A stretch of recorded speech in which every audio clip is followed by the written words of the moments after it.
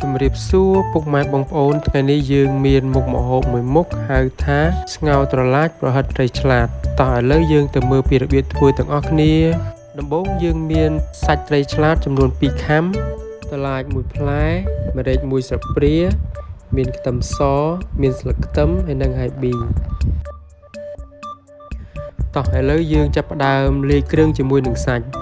យើងមានម្រេចកន្លះស្លាបព្រា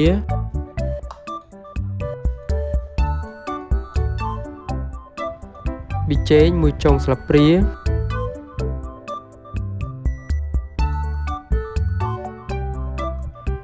អំបិលម៉ដ្ឋ1ចុងស្លាបព្រាទឹកត្រី1ស្លាបព្រាខ្ទឹមស1ស្លាបព្រាយើងកិនឲ្យម៉ដ្ឋបន្ទាប់មកទៀតយើងដាក់ស្លឹកខ្ទឹមចូល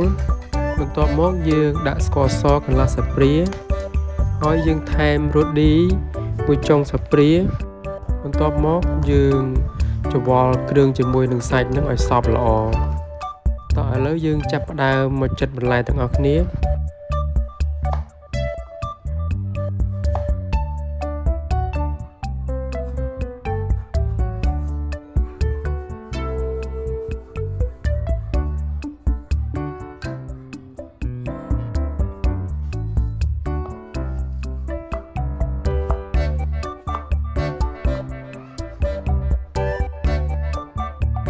បន្ទាប់ពីចិតបន្លែរួចយើងចាប់ផ្ដើមដាក់ដាំទឹក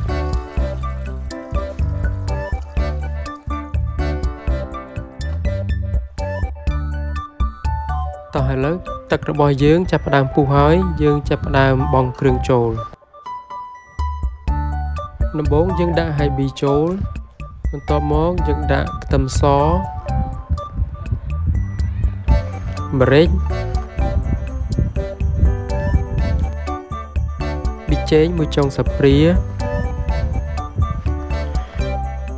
អំបិលម៉ដ្ឋ1ចុងស្លាបព្រាទឹកត្រី1ស្លាបព្រា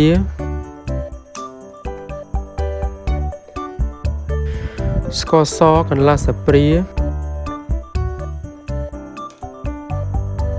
បន្ទាប់មកយើងដាក់បន្លែយើងចូលបន្ទាប់មកទៀតយើងគ្របទុក1នាទីយើងដាក់សាច់ចូលសម្រាប់សាច់យើងយកស្លាបព្រាចុងស្លាបព្រាយើងដួសមកបន្តិចៗដាក់ចូលមកបងប្អូនខ្ញុំអត់បានថតទេសម្រាប់ប្រហិតយើងដាក់ប៉ុណ្ណឹងមកបងប្អូន